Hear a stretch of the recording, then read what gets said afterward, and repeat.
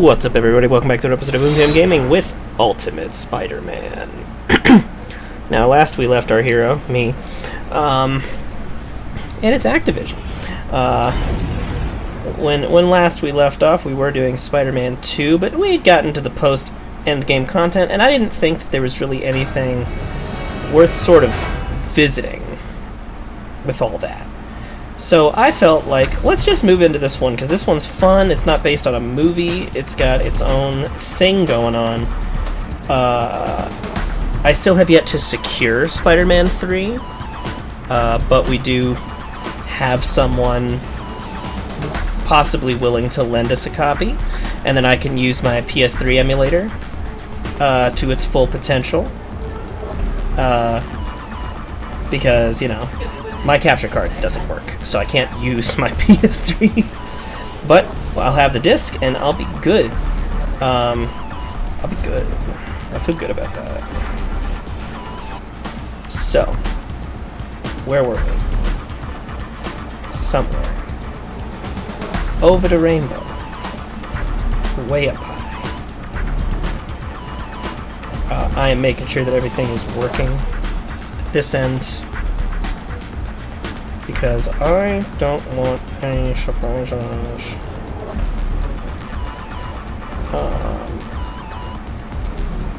But yes. Rias has taken over for the last few episodes, as I'm sure you all saw. Having fun with Baldur's Gate 3, her Christmas present, which I happily gave her. And she's been having fun. She's been having fun, as you all have seen, making some truly cursed choices from time to time. I did start a new save in order to make sure that when we came into this, I wouldn't be so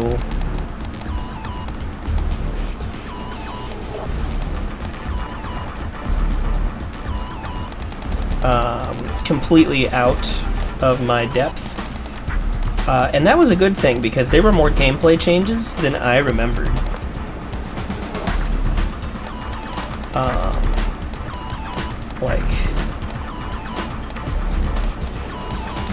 Oh, it was on numbers. Okay.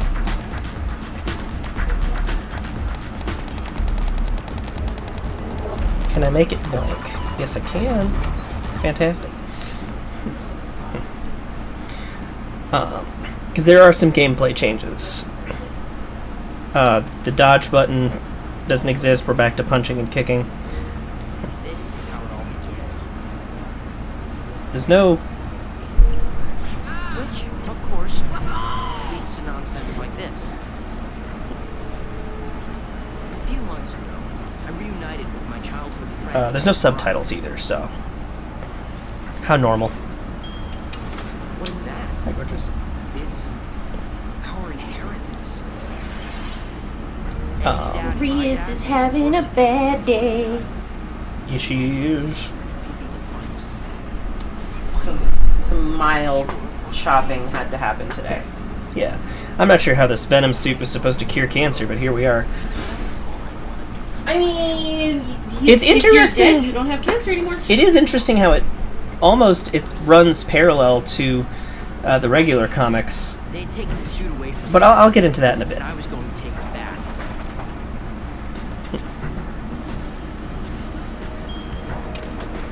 I thought, I knew I could finish what he started. So, Ultimate Peter had the Spider-Man symbiote for a couple hours. Great. More than myself. Only a couple hours, though. It didn't last. What's happening to me? Get this off of me! I don't know what the suit had become or what it had done to me, but I have super spider powers and I couldn't control it, so I don't think anyone could ever hope to. But when Eddie found out what I had done, who I really was, well, he was pretty angry. So,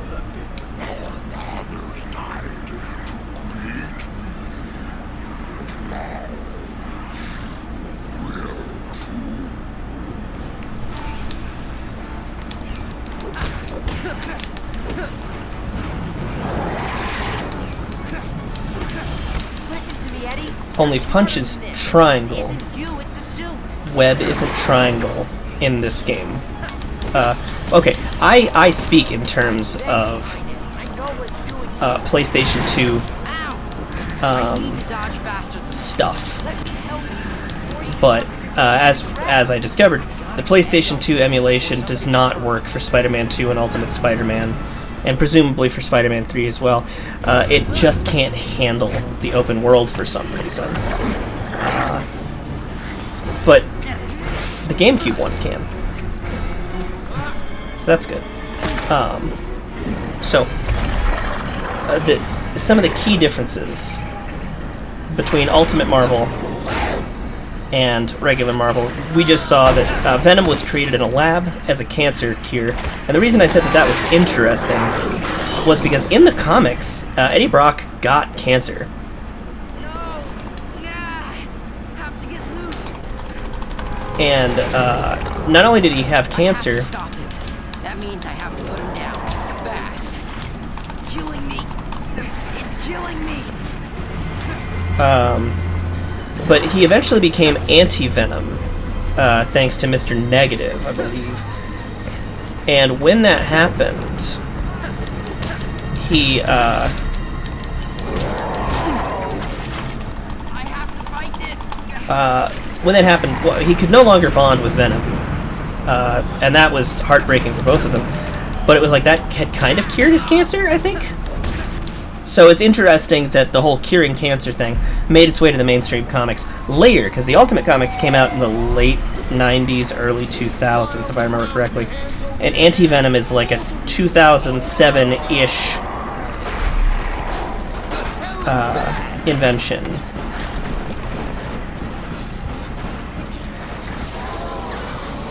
But yeah, in Ultimate Marvel, the Venom symbiote is not an alien in any way, shape, or form. It is a science experiment, an Earth science experiment.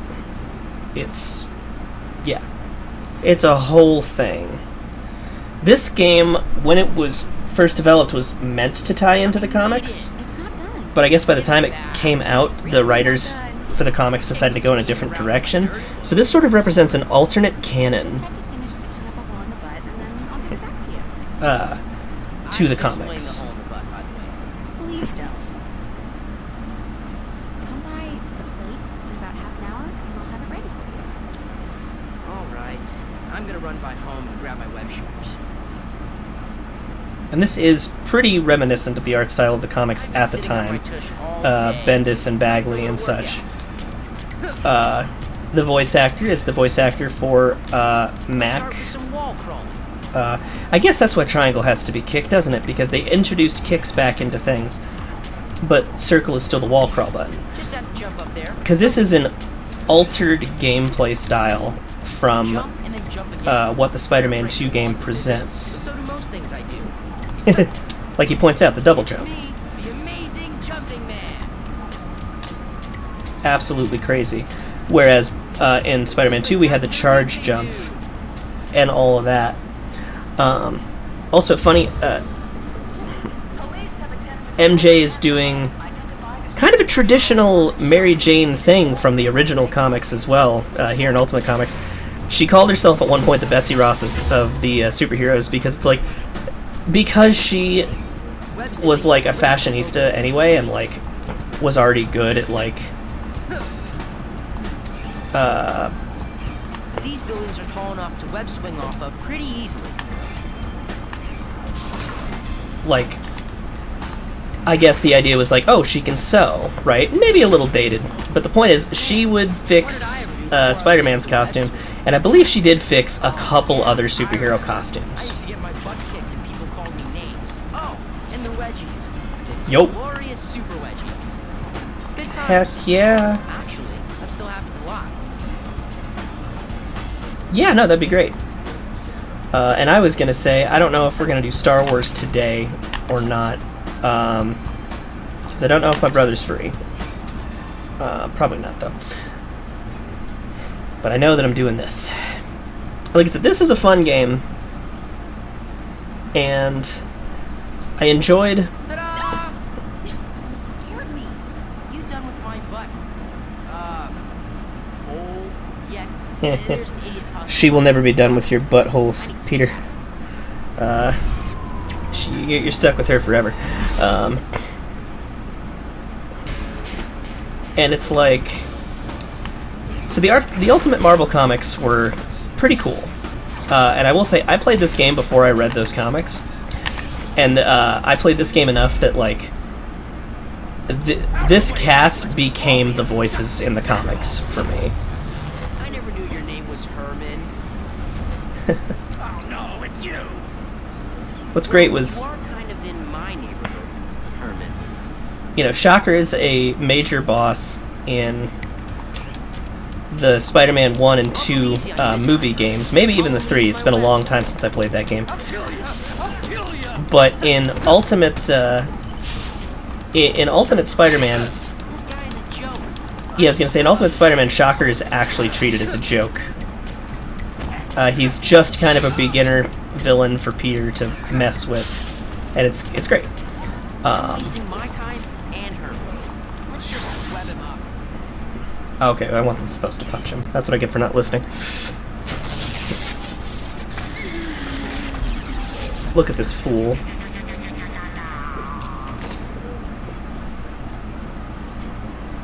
Good old predictable Herman. See you around, pal. But yeah, he's like the default voice if I ever do read the old Ultimate Spider-Man comics. Speaking of which, there's a new Ultimate Spider-Man series of comics coming out. I got a dog. You've got a dog. That's a Homer. I envy you guys. You're happy just walking cliches. Seriously, good for you. But come on, guys, leave the lady alone.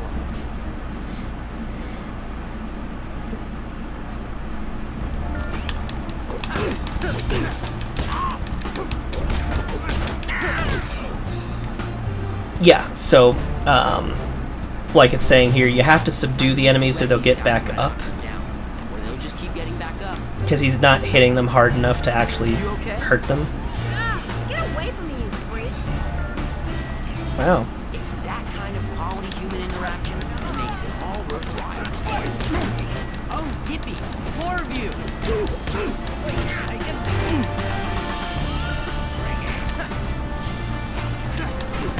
But yeah, the controls are just different. I need to get home. The gameplay is not terribly different, but there is an adjustment period, which is part of why I didn't do... What's my major?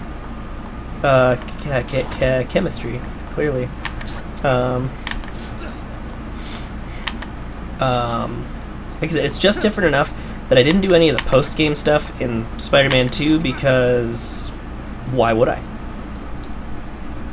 I like how he said he needs to get home, but he went to school. Yo, Spidey!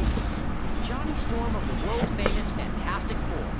What on earth are you doing? I like Ultimate Johnny's design, Can't be in Queens? having the hair. I have to be here, but you go save the world. I got a better idea. You say, quick race around Queens. What is this? You think just because you can fly in a streak of fire, ooh, Yep. you can beat me? I do believe that's what I'm saying. Then I've got 2 words for you. Bring it on. That was 3 words. Ready, set, go!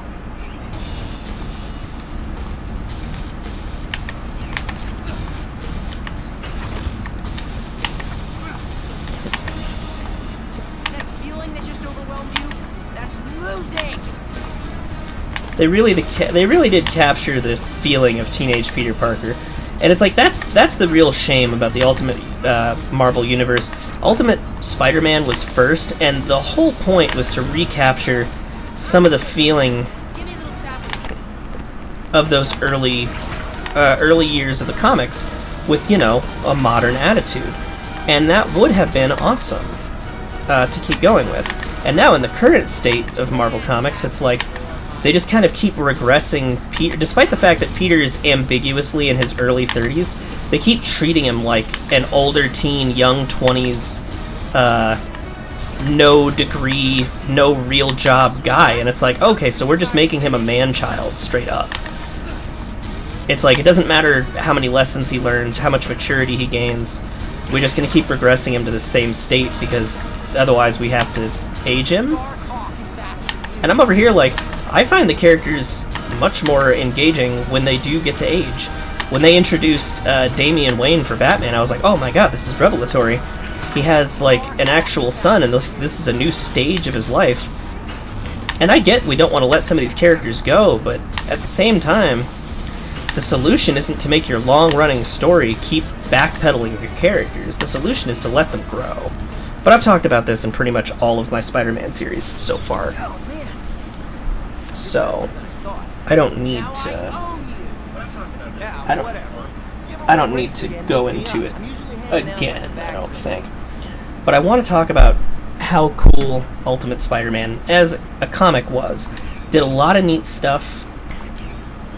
Oh yeah, there's no store anymore. Did a lot of cool stuff. Introduced a lot of interesting concepts. Really took the sort of pre-existing, I guess what I call like sort of the what-if formula. I'm not sure if this was the exact intent, but this is how it feels. Is it took that formula and it applied it to an entire comic line. What if the Marvel Comics started in the modern day, circa early 2000s? And we got a lot of interesting stuff from that. But again, the Spider-Man stuff was the best. Ultimate Thor, the most interesting thing about Ultimate Thor was that no one knew if he was a god or not. Or if he was just a guy with superpowers who thought he was a god. That was kind of part of it. Hey, John DiMaggio.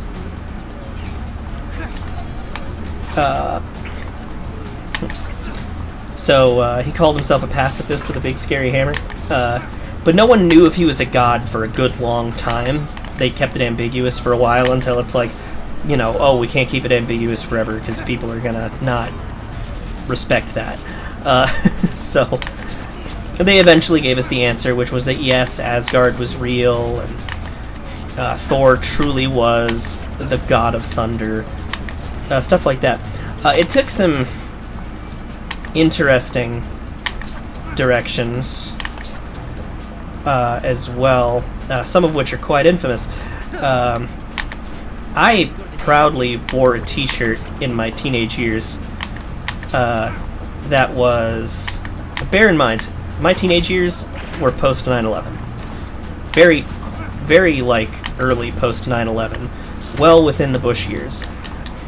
And I had a t-shirt that was a Marvel comic panel of Captain America, Ultimate Captain America specifically, yelling, "Do you think this letter on my forehead stands for France?"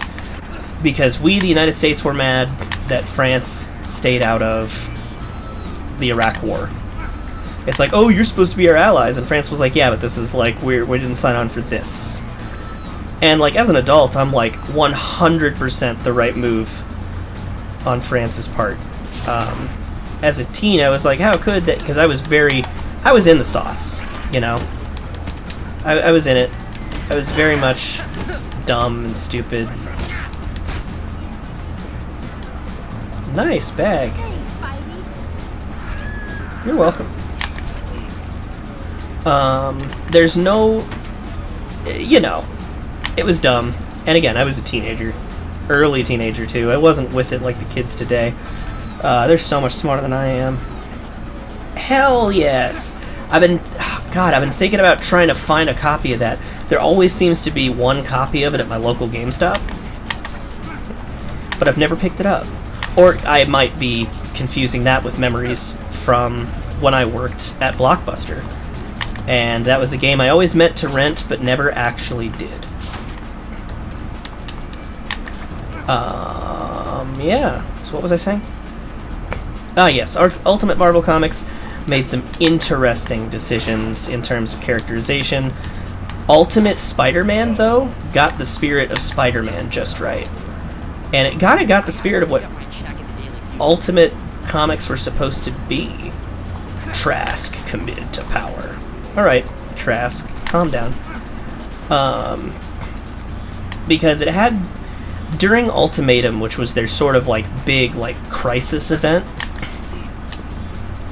which did a lot of crazy shit, Spider-Man was running around just helping people, trying to do his absolute best to save lives and just be a good kid, which is what Spider-Man's all about. And in the cynical, often needlessly dark world of Ultimate Comics, Earth 1610, Spider-Man was an outlier.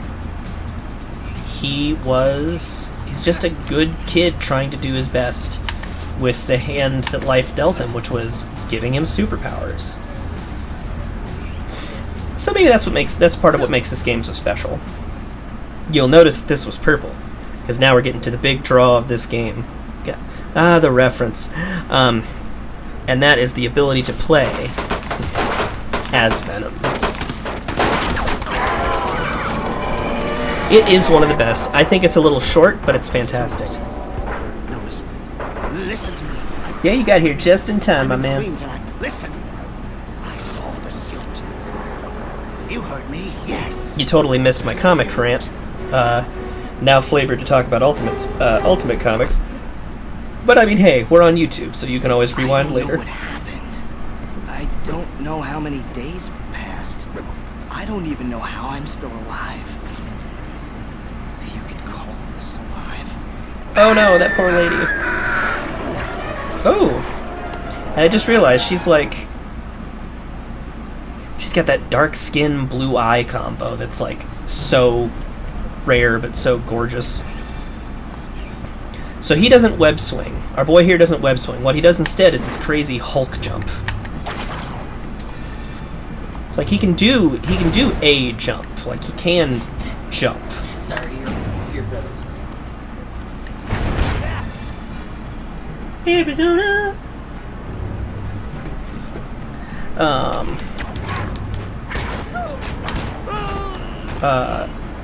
So he definitely kills people. And they're like, the only balloon kid in this game is your feeding target, because they're like, we get it, people were irritated with this mission. Which, as you guys saw last time, I wasn't. I thought it was fun. So we just ate this child. He had a Spider-Man balloon. No, you stay down and dead. He's all shivering and terrified because we've just drained vital life essence. His wall crawling is, of course, done. If you guys remember Gargoyles from Disney, much the same. Which is, just clawing into it. He could adhere to surfaces. He doesn't. He could if he wanted to, but why the hell would he want to? Yeah. So this is the Hulk Ultimate Destruction portion of the game. Because that's really what Venom's things are. It's that. It's more that than anything else. But we need to be as healthy as possible because we are about to have a boss fight that maybe folks aren't expecting. We can throw vehicles. Ta-da! Now we've pissed off Ultimate Wolverine. Now we can talk about Ultimate Wolverine for a minute and how I don't like Ultimate Wolverine as a character. Because he is a jerk. Well, rather, I don't like him as a person. As a character, he's fine. As a person, I don't like him. It's for skinny spider losers. Skinny spider losers who are voiced by Mac from Foster's Home for Imaginary Friends. Nice mess. I'm trying to get a beat on this voice actor. You don't say. He sounds like he's doing something between Mark Hamill from X2 Wolverine's Revenge. Fantastic game, by the way. Maybe I'll play that someday. After all these Spider-Man games. No other X-Men games. It's the only X-Men game I own. No, I own X-Men 3. I got a copy. What was I saying? It sounds like he's doing something between Mark Hamill's X-Men 2 and the voice from the 90s animated series. That's my bike. You smashed this place up with. What are you supposed to be anyway? I'm the best at what I do. And what that is ain't pretty at That's not the line. Unbreakable. You. I'm mostly liquid.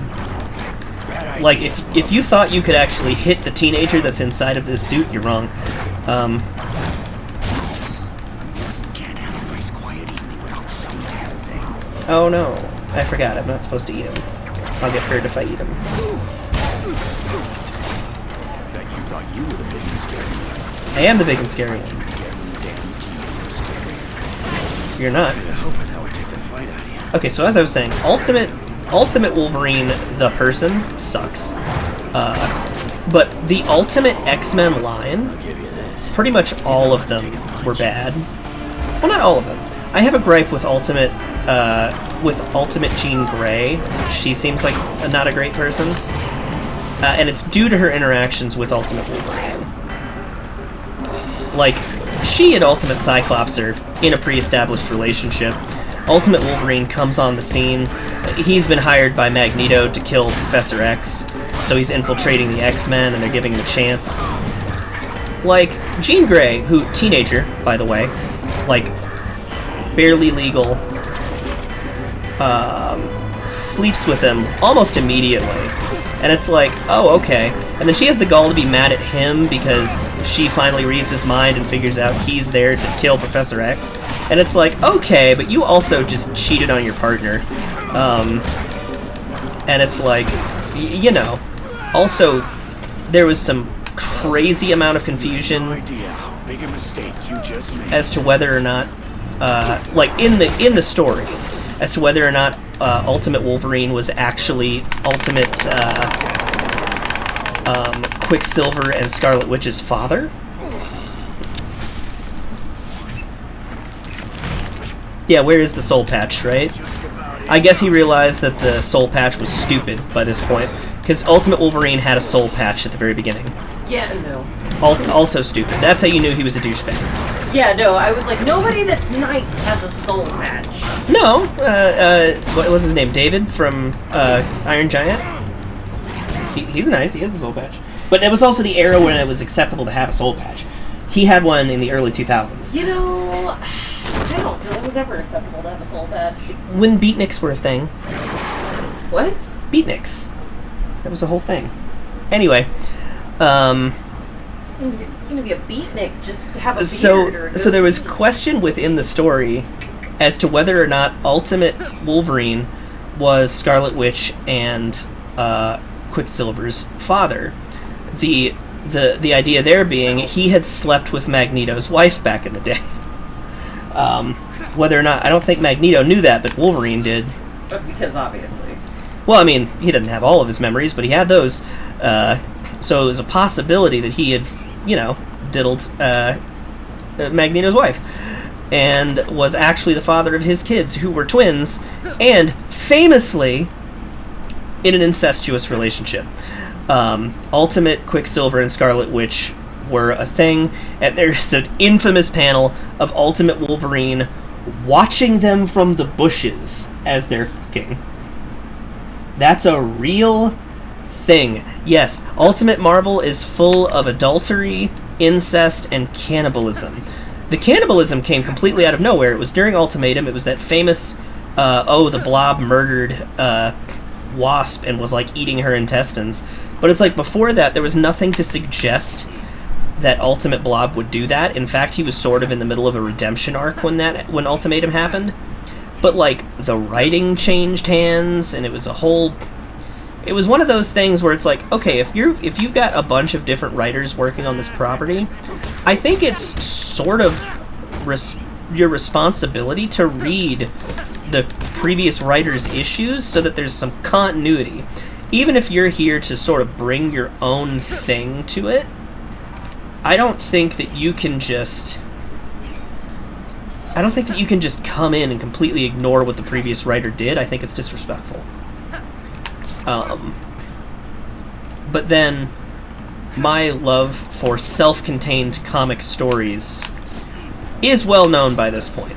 I think that all of the problems of comic books as a medium come from the long-form story telling that has no discernible end. And it's where I think DC Comics beats Marvel, in that they at least reboot their timeline every 20 years, so they can tell a story with sort of a beginning and sort of an end. And when they do weird stuff, it's like, oh, well, we can just wait till the next cycle. It's a whole thing. The Ultimate Marvel line is over, and has been over since the early 2010s. Ultimatum was sort of the beginning of the end. And then there was a multiversal event that, like, erased that Earth from existence, and that's how we got Miles Morales in the mainstream comics. He's one of the few characters who survived that universe's destruction. Because he was from Ultimate Marvel. That was the comic that killed Peter Parker. And that was noted as a huge deal at the time, because it was a permanent change, and it did. It changed the status quo. And it gave us Miles, who now exists in Earth 616, and so does a villain known as the Maker, who is Ultimate Reed Richards. Because the Ultimate Fantastic Four, or at least Ultimate Reed Richards, also really suck. Okay, Ultimate Reed Richards sucks. He's just awful. Okay, regular Reed Richards actually sucks too, come to think of it. Mr. Fantastic sucks. Also, he named the team the Fantastic Four and then named himself Mr. Fantastic. No one else has a name like that. Not like the Fantastic Fire Lad, it's the Human Torch. And Ben Grimm, his best friend, is named The Thing. Because Reed Richards is a bad man. Where was I going with this? Nowhere. I just hate Reed Richards.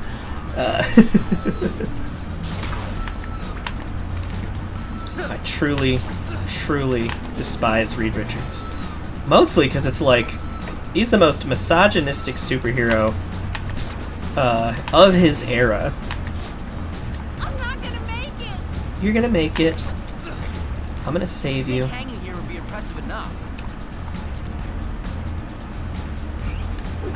Don't you worry, madame. Okay, they don't want me putting her down on top of the building. The top of the building that she so clearly got to by herself anyway. This is the best vacation ever. It's a vacation. Okay, well hey, at least you got to meet Spider-Man. That's pretty neat, right? Secret token. What are my goals? What am I supposed to be doing right now?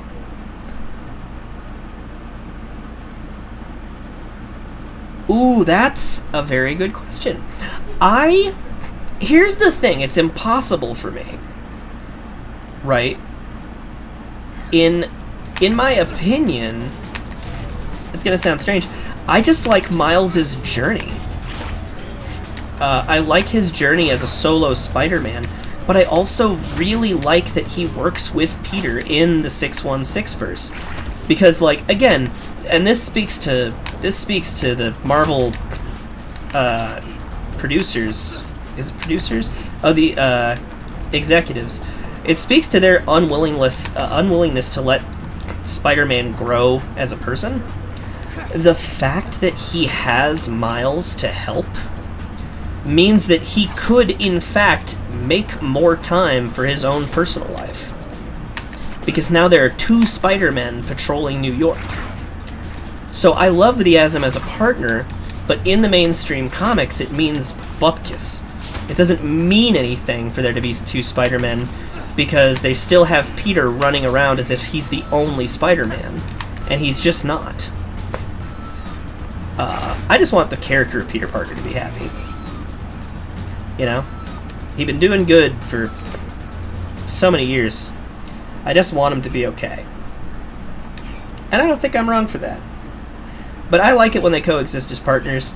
But again, I just like Miles's journey. I thought that the Spider-Verse movies so far, I think they've done a very good job with his journey, adapting it while not making it crazy weird.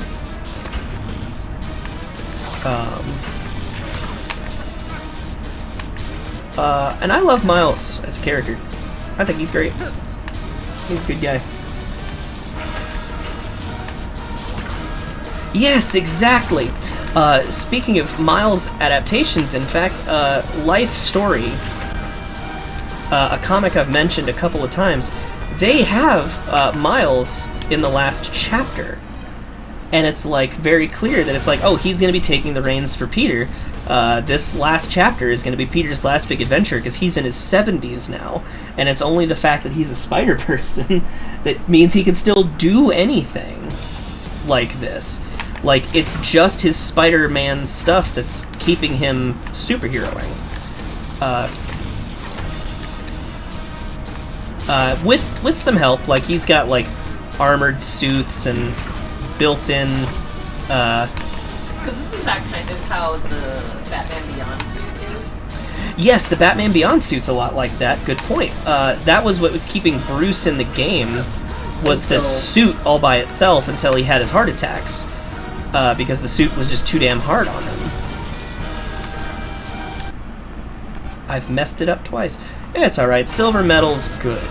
No, I don't want to retry the race. I clicked yes on accident last time. I didn't mean to.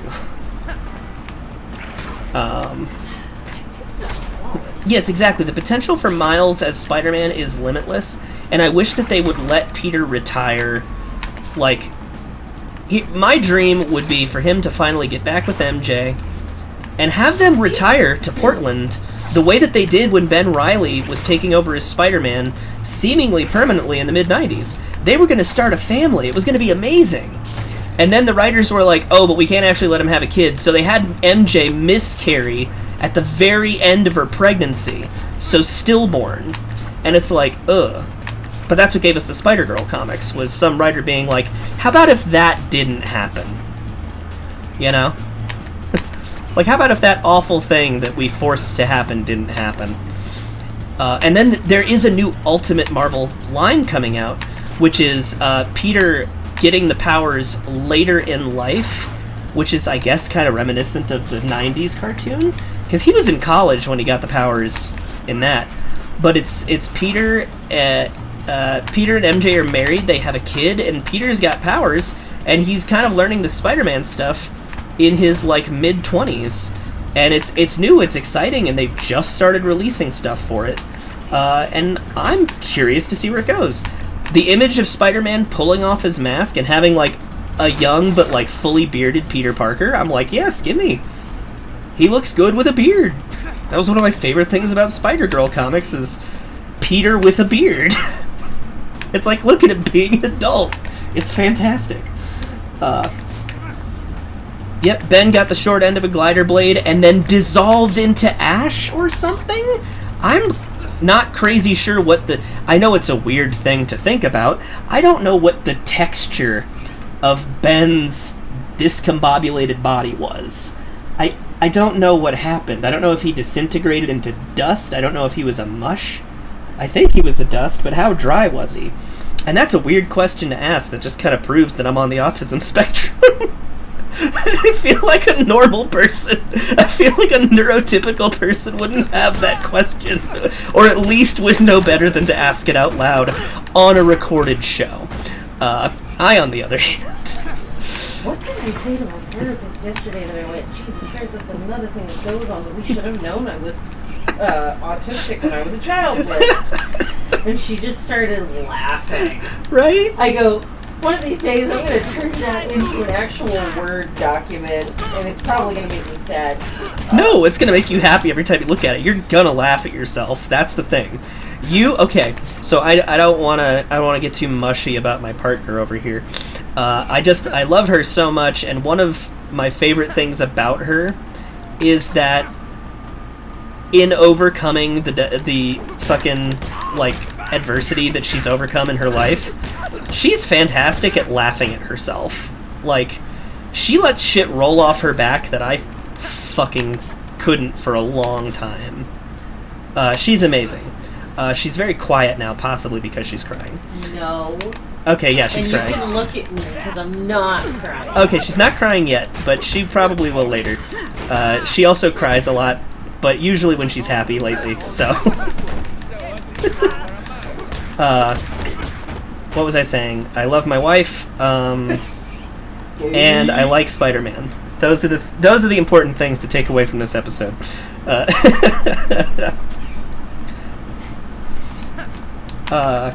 Okay, so I did that, which was, I guess, a combat. Ooh, purple, I think. Okay, that could be red. It's red. I just had to see it not interfered with by the sky. Soon we'll be fighting Green Goblin, and that'll be wild. Oh, it's Rhino, which is definitely a page they took from the Spider-Man 2 game. It's let's have Rhino early. Yeah, because... sort of like a rhinoceros but bigger, is rampaging through the streets of the city. We have not yet confirmed reports that this is the same. Is she listening to a radio with headphones? You remember the big rhinoceros-looking guy? I had one of those. He's like Cool. on the loose. It was mainly because, like, 10 minutes after I broke the first High School Musical CD, my mom said, I don't want to get her another one, and just was like, it's not right. So they got me a radio that you could plug headphones in. Like, did the CD actually break, or like it wore. It wore. Okay, that's what I'm making sure of. I was like, 'cause those are two different thingies. Now we're gonna meet Ultimate Rhino, and Ultimate Rhino's a trip. I like that John DiMaggio is in both of these games, come to think of it. He was Rhino in the previous one, and he was a cop a bit ago. I just need to pick him up and move him to safety. Easy stuff. I know you don't want to die, but crying about it isn't going to help anybody.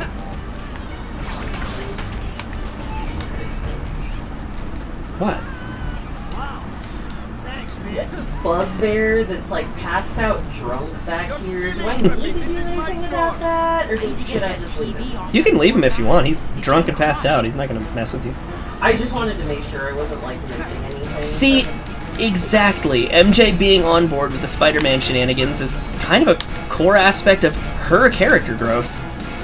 Like, that was a whole thing.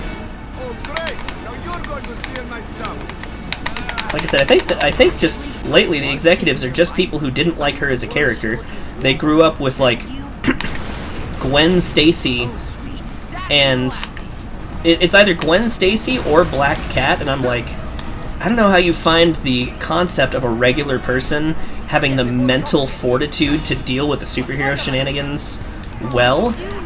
I don't see how you find that boring. It's like, do you have any idea what kind of fucking mental strength it truly takes to be okay with this line of work? I think it's awesome. Like, at the same time, you know, I ship Batman and Black Cat, Batman and Catwoman to the end of the fucking earth. They are both messed up people, and they understand how the other one is messed up. Yes. And are willing to accept them that way. Like, they accept each other as Batman and Catwoman. Yes. And that's who they are. Exactly. And that's why they can be together like that. But the problem is, like, she's never gonna feel safe. Yeah, she's got her own issues. She can, in comic lines where they're allowed to, like, age and be normal. Yes, because there are universes where it's like, yeah, no, like, yeah.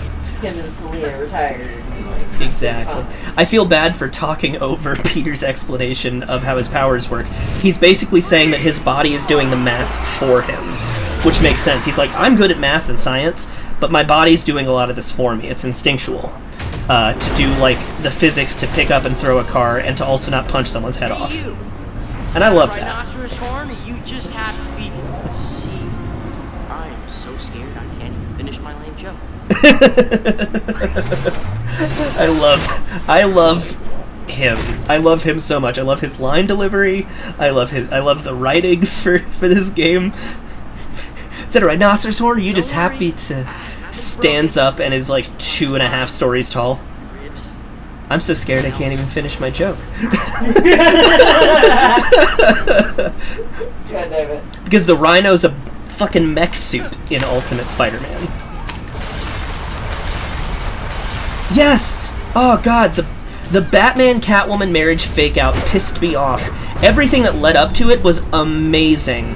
and then the actual wedding not being real is garbage. That's why I have a collection. I guess there's no such thing as a slow day when you're a big-time superhero. Like, I have a superhero... I will say the art for it, though, was great. Oh, And totally. we have a personal friend who cosplays as Catwoman, and her photo shoot Oh, yes. Was She's so also in good. town. Oh, she's amazing. Her name is Christina Dark. She's fantastic. If you've never heard of that cosplayer, look her up. She's fantastic. We know her personally. We are blessed to know her. Yeah.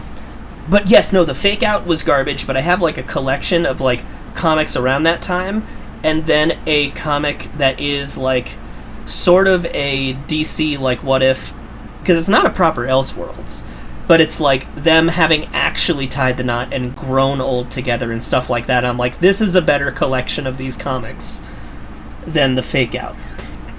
Because, like, Selena straight up fought Talia al Ghul. They had the ultimate, not to discredit it, cat fight. That's not even supposed to be a pun. It's just the fact that, like, they were definitely fighting over the fact that they both want him. But Selena's like, I actually love him, you just see him as, like, the ultimate baby daddy. And that's a problem. And Selena's like, but I actually love him as a person. Yes. Wet cement, big crazy guy, wrecking I think ball. ultimately This I'm a gives me bigger an fan of idea. adaptations than I am of the actual comic books.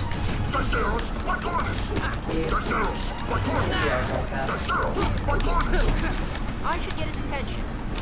Batman is one of those characters that, like, somebody either knows how to write him or they don't. Totally. It's why I'm very picky about the Batman movies that I've seen. Yes, it is heinous, because it's like the Bat family is huge, so Batman doesn't have to be a perpetual loner, but it's like, and it's like very clear that, Cement, big And also the fact that they make him a loner by making him hurt the people around him. yeah. And it's very clear that, like, okay, so for Spider-Man, he's had the 3 main love interests in his life, and I'm just over here like, well, he's obviously poly anyway, so just, like, that could be your big game changer, is let them be openly poly in a mainstream comic book. That would be amazing. That would be a game changer. Give me my MJ and Black Cat, please. Keep Gwen dead. Keep Gwen 616 dead, because her death still needs to have weight. And if we mess with that, that's bad, in my opinion. And I love Gwen Stacy. That's also one of those things, too, where it's like, it's one of the great things about comic books is we have the ability to do the thing, but just because we have the ability to do the thing doesn't mean we Yeah. should. Like, I'll take alternate Earths and stuff, and I'll take scenarios where the book has an end in mind, where we somehow resurrect Gwen Stacy. That's okay. But not for a continuing comic, you know what I mean? Like, she has to stay dead. But again, where Peter has had the 3 main love interests, Batman's consistent non-creepy love interest, because I won't count Batgirl, is Selena Kyle. So just let it happen. And let them, honestly, let them have Helena. Let them have the original Huntress again. Let the Bat family grow.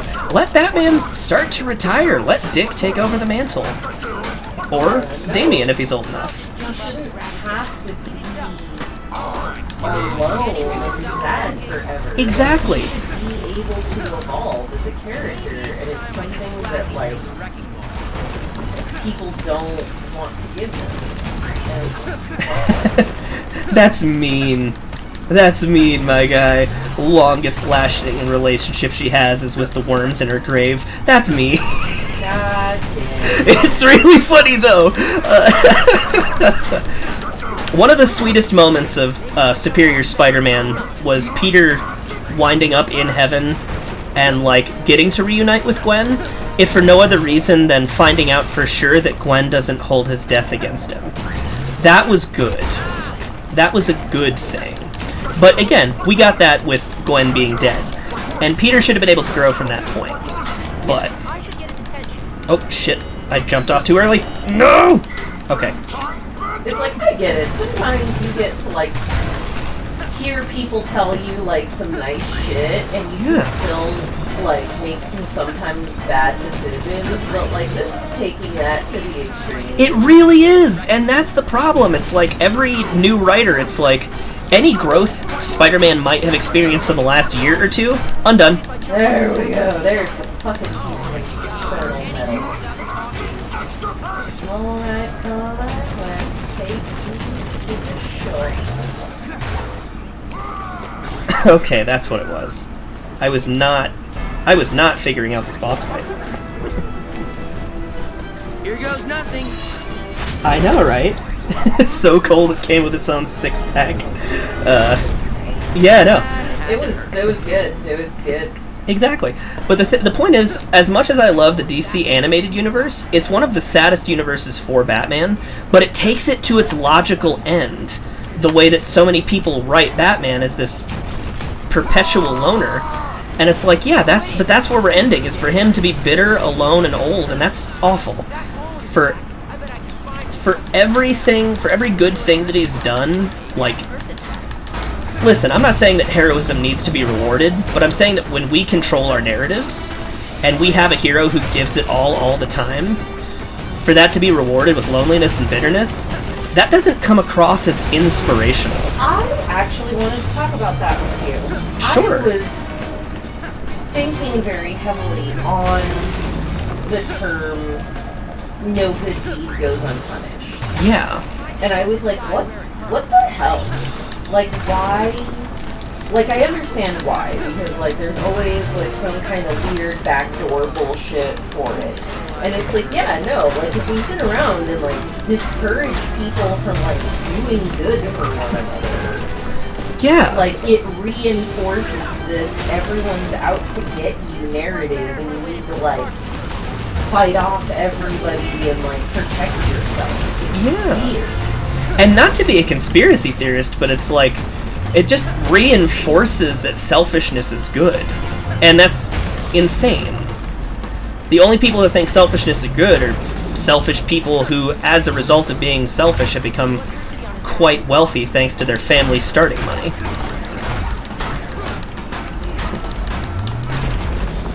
See, exactly!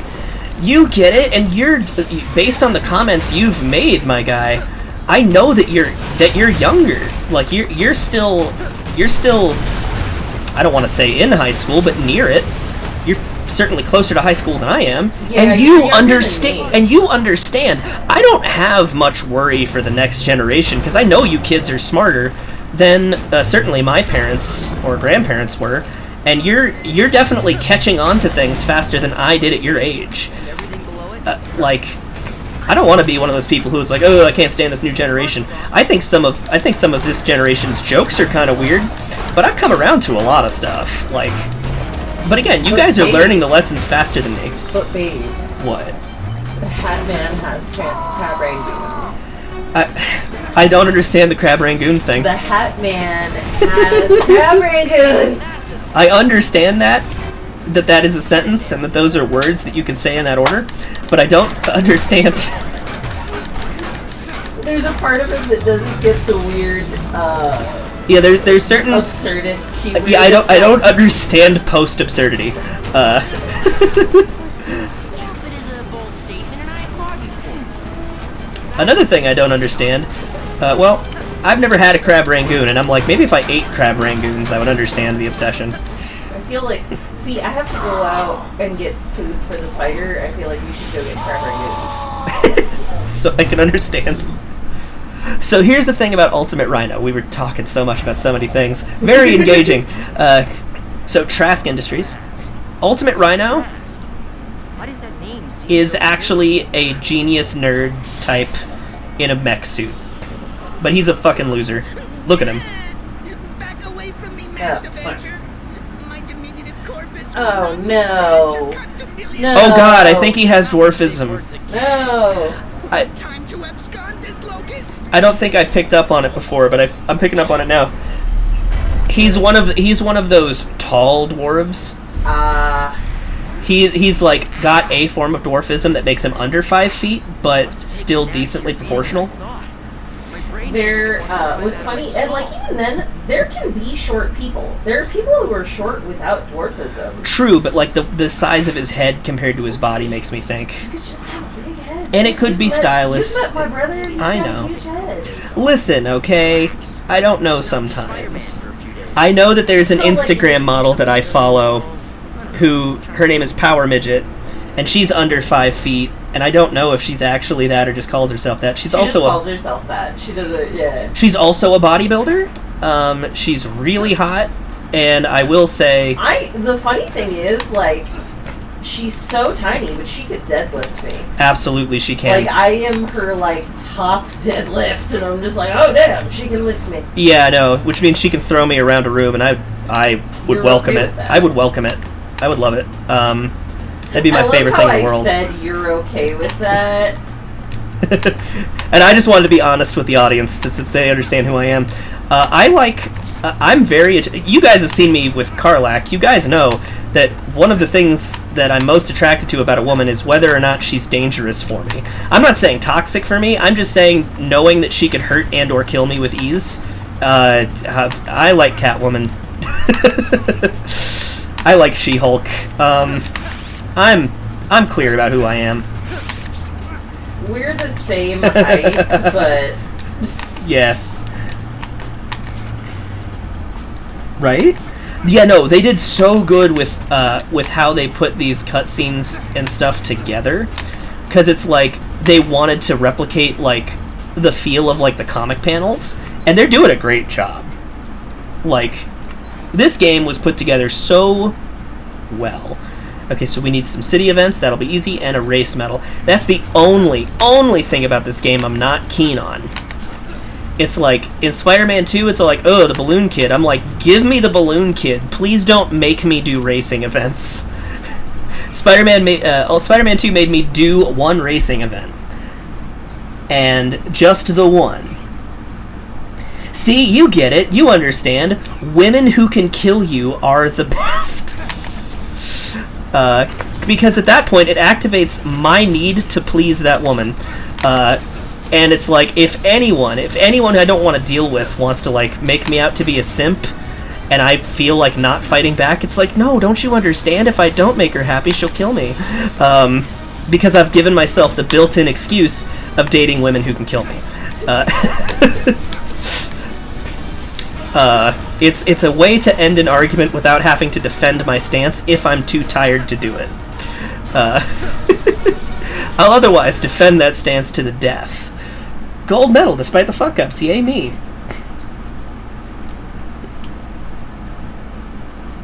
Yeah, no, I know, but he's like a pencil with a head. There's a difference between him and that other guy. His head seemed even bigger.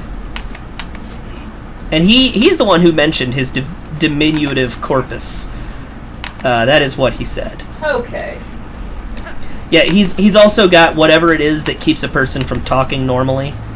Whatever is wrong in someone's brain that they absolutely positively have to let you know that they've got a bigger vocabulary than you. Oh, so a douchebag. Yeah, he's one of those. Like the nerd douchebag. Definitely one who blames women for him not being dateable. Guaranteed. Guaranteed.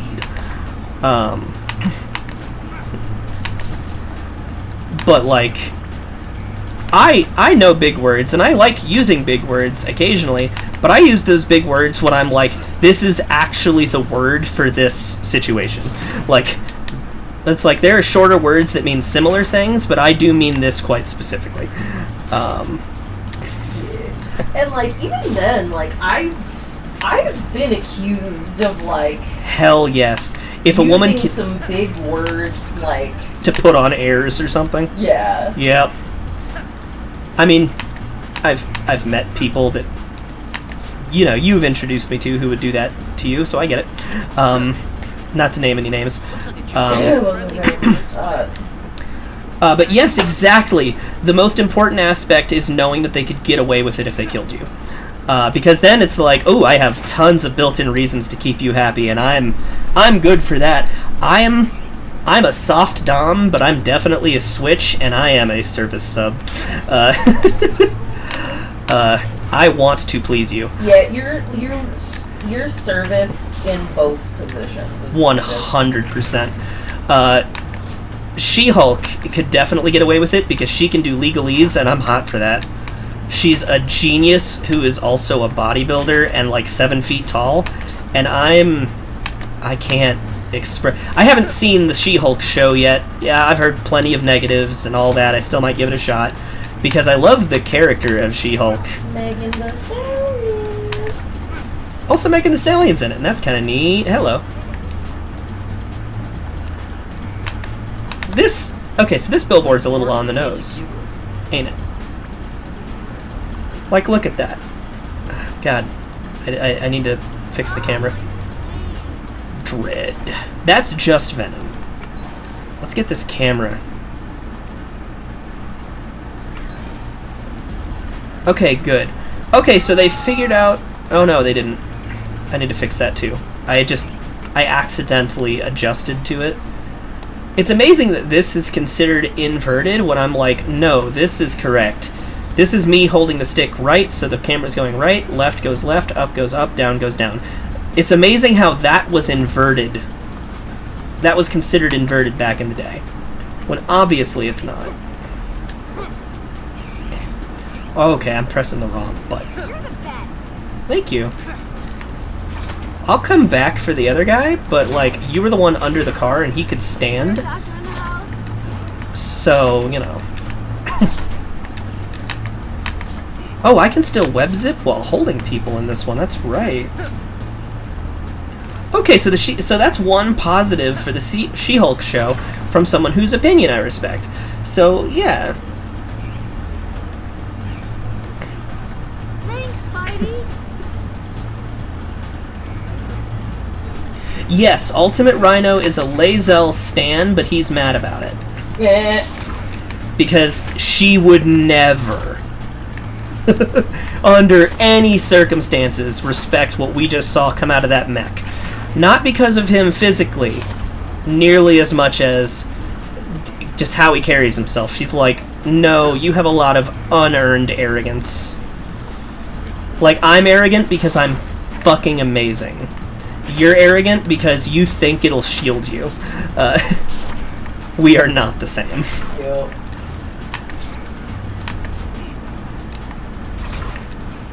But I'm a Lae'zel stan all day, so... You're the best.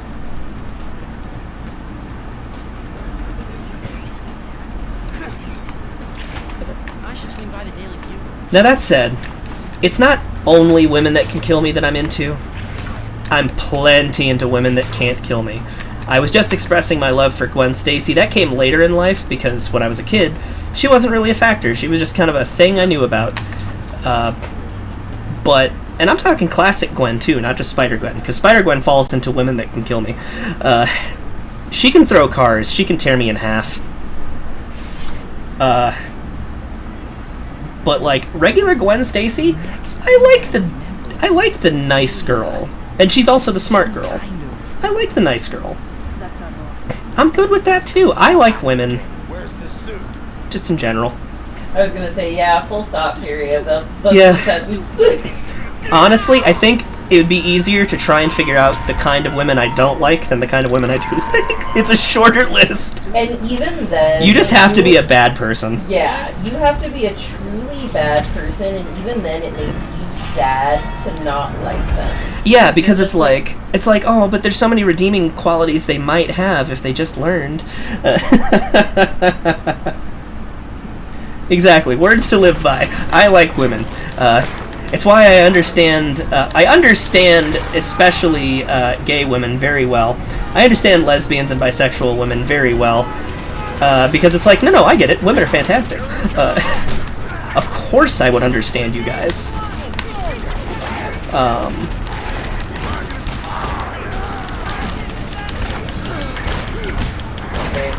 Yes, Dave? It's a very fun party. Oh, yeah? Who's in your party right now? Karlak, me, Will, and Shadowheart. Yep, that's a pretty horny party. It is a pretty horny party, but also 3 out of 4 have horns.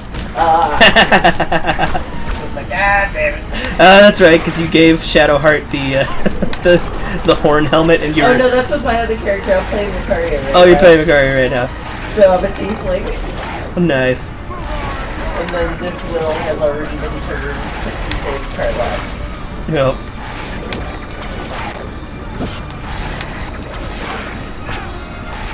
Booyah. Just eating people to death. Pretty much. You see this car? I'm gonna ultimate.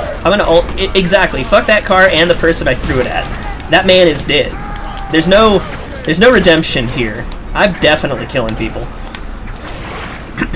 And these are just like Silver Sable's men, you know? They're just like, oh god, I forgot I could do that. Oh god, I snapped that guy in half. Oh god. Oh, This is a T-rated game. oh god. Oh god. That man will never walk again, for one reason or another, quite frankly. Oh god. I forgot. I'm not gonna throw the van at the hospital, because that would have been a bit much. Oh god. See? Yeah, lesbian women get it. I understand bi women too. It's like, I'm a straight man, but I have encountered a few men who it's like, oh, okay, yeah, no, I can see how you're attractive. I don't want you, but I get it. It only sucks that the mercenaries give you less health than a random civilian would. Like, they're really encouraging you to be a bad guy when you're Venom. Did I need to remind everyone that I'm 16? That Venom is 16 right now? Yeah, that's the other bad thing is Venom is currently inhabiting a 16-year-old boy with little to no impulse control.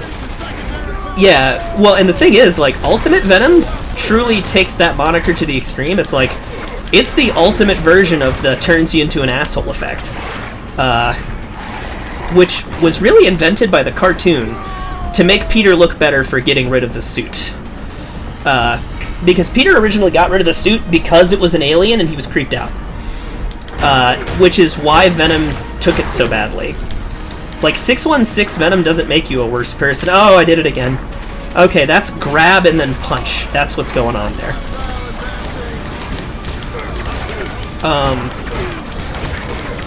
But yeah, no, Peter got rid of the Venom symbiote because he was creeped out, and Venom took that very personally.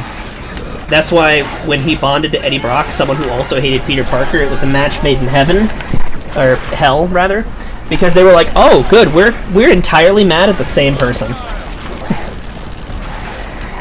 Yeah, with the cell shading, that really saves them from how... Ooh! Oh, it's punch and then grab. That's what makes that happen.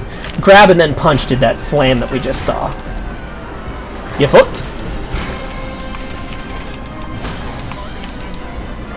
Your foot. Amazing how they survived that hit against the wall, but still, if they're perfectly healthy, give me barely any health for killing them. That seems a little silly. That man's dead.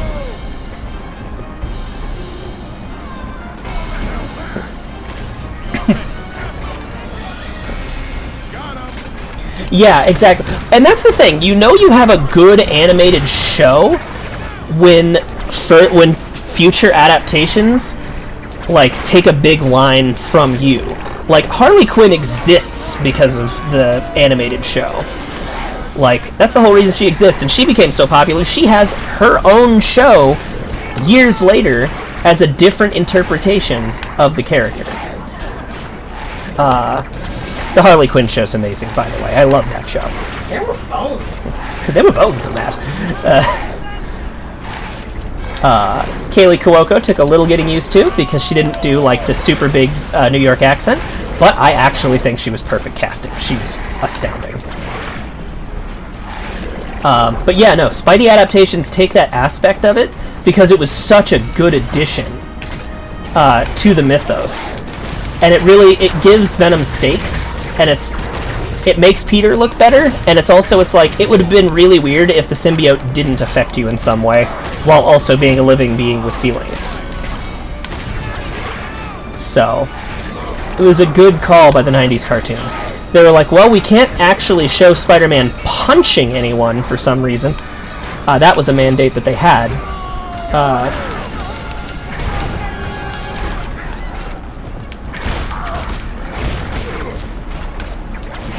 But what we can do is make Peter in the black suit in completely unhinged. 100% Looney Tunes.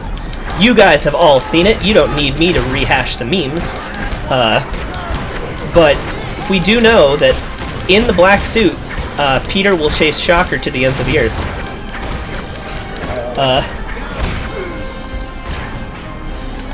They discredit them because they've decided not to respect it. Cartoons take a lot of work to make. Like, there's a lot of talent and skill that goes into them. And yeah, discrediting them is shitty. It's because they think of them as things for children, and that's not accurate. It's like, just because you can't... Like, that's the thing in general, is there's a lot of people who cannot enjoy the story of something just because they don't like one aspect of the medium, and it's inherently extremely dumb. Because, like, really? You're gonna say that this isn't a good story? Like, storyline itself. Yeah. Just because you don't like animation, or exactly. you don't like and the thing movies. And the thing about animation is, right? And also scary movies. But the thing about animation especially is it's timeless. Like, yeah. It, you know, when you're animating something, you can have anything you want appear as long as someone can draw it. Like, anything is possible with animation. Any special effect you want. And that's what makes it amazing. I love animation. I wrote a book in high school that I need to edit. And even when I was writing that book, I thought to myself, because, you know, when you're a teenager and you're super sure of yourself, like on those rare occasions where it's like, oh, I'm not, like, when you're confident in yourself as a teenager, you think you can do anything. And I was all like, I'm going to get this published, like, within a couple of years, and I'm going to get a movie deal. And that's how confident I was in myself. And I'm over here, like, now I'm like, I need to rewrite this or heavily edit it. Like, it's a good story, but I am a better writer now. But I was like, but I still maintain, even over 10 years later, the book that I wrote, the only adaptation I will sign off on for sure is animated. I'm like, no, this needs to be an animated feature or a show. Because in my head... No, ma'am, you can't give me a kiss. There's no mechanic for that. Because in my head, when I was writing it, it was animated. There was an art style in mind. And the story, the nature of what I wrote itself would be hard to pull off live action with the amount of special effects it would need. But animated, yeah, world's your oyster. You're gonna do great. And that's my mini rant. I just need to give myself the time to work on that book. Someday. It's hard. It's hard to read your old writing because it's cringy. And I'm like, ooh, I've just got better economy of words now to a great degree, because I'll stand by the idea of that book to the death. It's still an idea that I think of, and I keep thinking, I can't wait to rewrite that book so I can write the follow-up material that's been stewing in my head for so long. But I need to rewrite it. It's just hard to look at what it was. But I've also got, like, this crazy nostalgia that I'm like, oh, but I can't change it. And, like, really the solution is have a second document so that I can see the unchanged version and the changed version. Ooh, 2003 TMNT. That's right. I've spoken at length with you about that book. Somewhere between that or, frankly, Avatar: The Last Airbender. If I could pick any studio, it'd be them. Oh, Titmouse. Titmouse, yeah. They also do, they do a lot of stuff. Machina. Yeah, they actually do a lot of stuff. You know, that art style, the sort of, like, anime but also Western, because it was highly influenced by anime, that would be that would be the ultimate thing for me. Ultimate. Job for your friendly neighborhood Spider-Man. Playing Ultimate Spider-Man. And I do love saying I love you. Exactly! Most movies nowadays are, in fact, half CGI. Why not go all the way and just do it fully animated? Oh, because then we'd actually have to take our time. They can churn out CGI effects very quickly, and that's one of the problems with the declining quality of the visual effects of the Marvel films. But an animated film still takes, on average, like 4 years. But yeah, that's what I want. That's what I want. I don't know that I should discuss the premise of that book on this channel, though, so I'll leave it all to your imagination. But I will say this much. It involves a lot of shape-shifting. I'll say that much. It involves a lot of shape-shifting, and that being kind of the primary special effect, and it needing to be done well, I would want it to be animated. Especially given that, like, I've seen many years of attempts to sort of show shape-shifting in live action, and sometimes it can be amazing, and sometimes it can be absolutely trash. looks like a job for your friendly neighborhood Spider-Man. And I do love saying it. Oh, that guy's dead. I didn't mean to. Well, okay, I actually kind of did.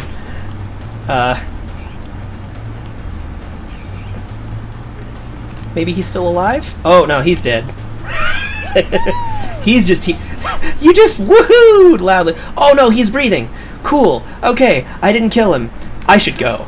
I shouldn't be here. I need to be away from this place where I've definitely, possibly crippled a man. He has to go to the hospital. The others should consider it. He, I think, has to. What I've done to him isn't okay. I mean, it's kind of okay. He was look at what they were doing to that poor lady. Combat tours. Okay, so I gotta find a combat tour.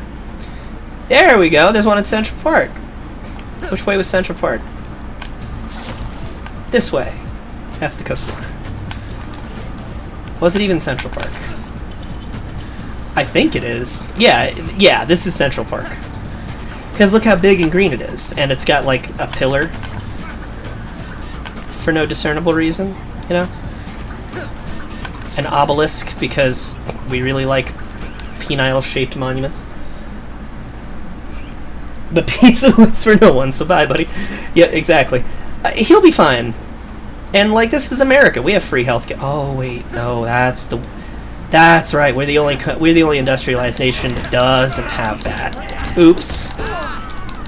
Amazing the people who will still defend that. Ooh, that was a cool move. Yeah, no, the fact that, like, the main argument for why we shouldn't have it is... It'll be higher taxes. I'm like, yeah, but then I'll be able to see a doctor. No, like, not even. Oh, a That's different not thing? even the main argument that I hear whenever people bring up fucking universal healthcare. Is it wait times? It's usually just why... It's basically, why do you deserve anything just because you were born? Oh, okay. Yeah, no, that's even more toxic. Yeah. Because that's a messed up mindset. That's not like a logistical problem that I can, like, point out the flaws of. That's just like a bad... That's just like a person's brain is bad, if that's how they think about things. Yeah. Yeah, honestly, and that's why Peter's always holding back, because he knows that if he puts these men in the hospital, they're going to be in crippling debt. I'm in debt. It's serious debt.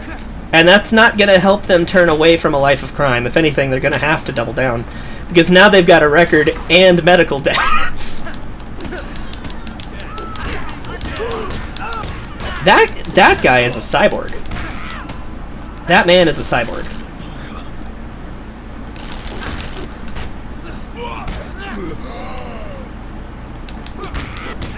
Oh, that's another thing that this game introduced, but we haven't really seen a whole lot of, is the different areas of New York have different gangs. So that's just a thing. Like this side of town is like the sort of paramilitary kind of guys. The first guys we fought were those Union Jack dudes, freaking British expatriates, who are, I guess, chavs or something. But these are all, like, super militant, obviously. So you see how that guy went from yellow to down? The more you shift targets, the stronger your hits get. Yeah, getting mugged by a cyborg would be insane.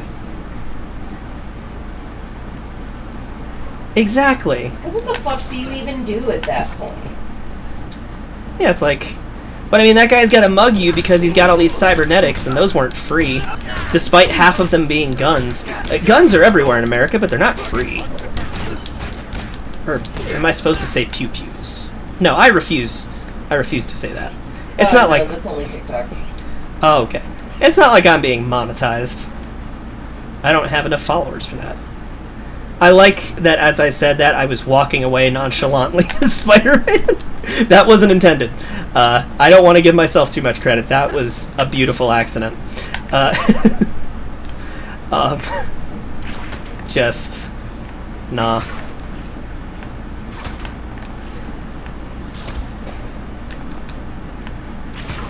Okay, we're almost an hour and a half into this first episode, which means the game's about halfway over. I'm just joking.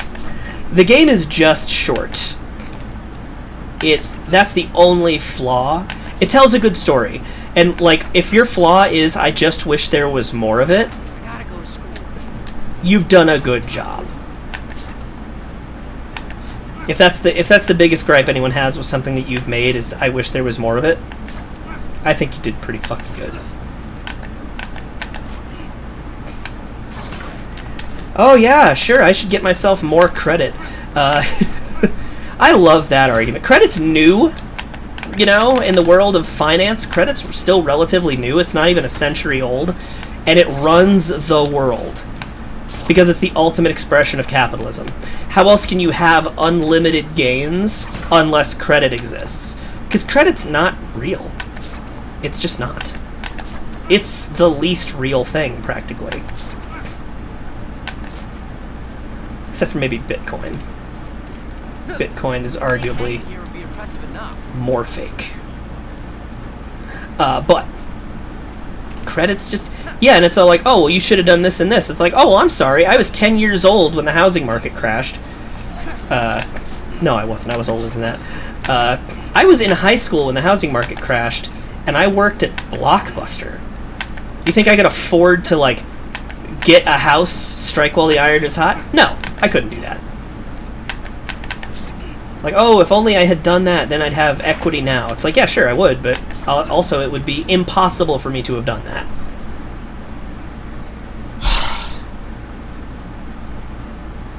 Socialist Spider-Man YouTube videos. That's what this is. Are you okay? My head is killing me.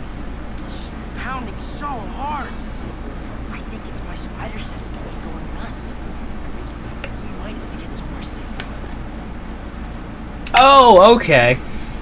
Well, thank you for clarifying after I went on the rant. Like, I actually appreciate you letting me get the whole rant out before clarifying that you meant giving myself a pat on the back. Oh. So here's another wild change from Ultimate Venom to Ultimate Venom from regular Venom. Regular Venom doesn't set off Spider-Man's spider sense famously, as we saw in the Spider-Man 1 I thought game. my head is killing me. He's invisible to the spider sense, whereas in Ultimate Marvel, it makes the spider sense go haywire. Like, it's too much for Peter to handle. Head. Just being near Eddie is... My head is killing me.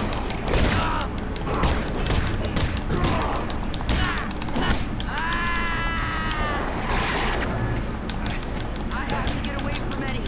I have to keep him from hurting anyone. Yeah, so it's like you have to fight. You have to fight Venom,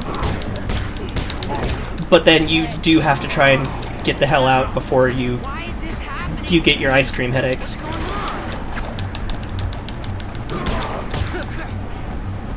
on? Because if you get your ice cream headaches, you're obviously vulnerable. Okay, can hit him about 5 times. Now I'll say that this game was also so influential on me that like one of the things that Venom says when he's low on health, like he says feed hunger in like his little Venom voice. I won't lie to any of you. That voice plays in my head when I in the real world am hungry or am about to eat when I'm super hungry. It's that ingrained in my brain. That feed hunger in a growly voice is just permanently in my brain. Like after we do this boss fight, that'll be the end of this episode. I'm gonna go eat some leftover pizza. I can't stay close to her for too long. It's killing me. Okay, Rias, check your phone. Steel has sent something. Oh no! Get some leftover pizza from this episode's sponsor, Papa John's. I'm joking. Papa John's hasn't sponsored this episode, but Papa John, well, Shaq, if you're listening, because I know you own Papa John's now or whatever, if you'd like to sponsor this episode, Don't make me hurt you, Eddie. I'm totally serious. I actually quite like Papa John's pizza. And you know how I know that I like Papa John's pizza especially? Almost every other pizza restaurant, I actually order their pasta. Papa John's is the only pizza place that I go to exclusively for pizza. Well, I guess there's Little Caesars, but you know that's fast food pizza. That's different. You're in the way. Silver Sable, she's so attractive. Now, Black Cat isn't in this game, but I do want to talk about Ultimate Black Cat for a moment. Because Silver Sable is also sometimes a Spider-Man love interest, just not... Is that Jennifer Hale? It is. My god. Jennifer Hale just keeps playing all these spider ladies. It's great. Hey, what is this? What's going on? Nothing that concerns you. My Yep, that's Jennifer Hale. Good god. Because she was Black Cat and Mary Jane in the PlayStation 1 games. Here she's Silver Sable here.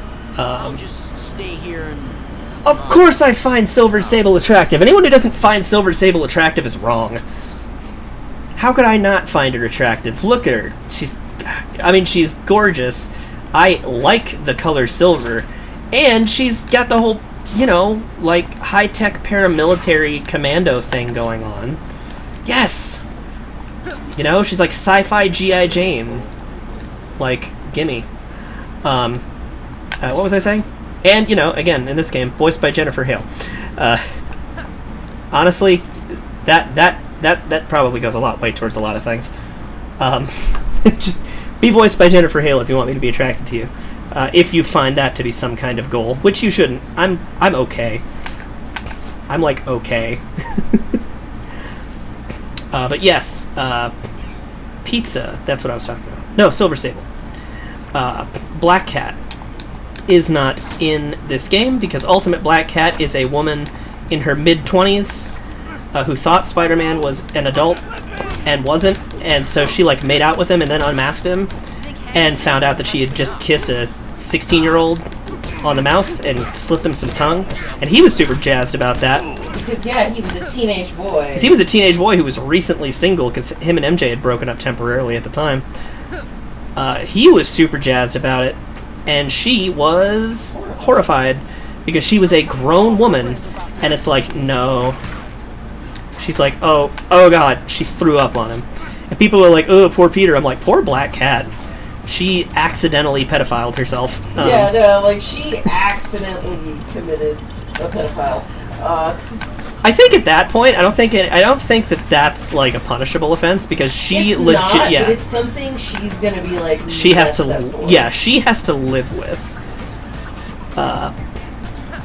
So that's a thing, and that's probably why she's not in this game, because that would have been awkward to recount in a T-rated game. Because, like, the Ultimate comics were very, like, really M-rated in a lot of ways. They didn't cuss, but again, Blob straight up ate Wasp's intense intestines. So, you know, that happened. Hell yeah. Listen, I too would like to eat pizza off of Black Cat's body. Is that what we're talking about? What? Was Silver Sable watching? What? I'm joking. That's not how my brain actually put those thoughts together. I was going to have pizza with the two of them, because pizza on the body sounds very painful. Because, like, you gotta eat pizza either quite hot or, like, out of the refrigerator cold. Like, there's no in between. Room temperature pizza just isn't good. You know that at some point you're gonna have to get up and like warm us up some pizza. Oh no! Yeah, this is the end of the episode. So, I'm just finding a building to perch on. So that I can, there we go, this is a good building. Look at this. Alright, folks. That was episode 1 of Ultimate Spider-Man. Yeah, the Ultimates.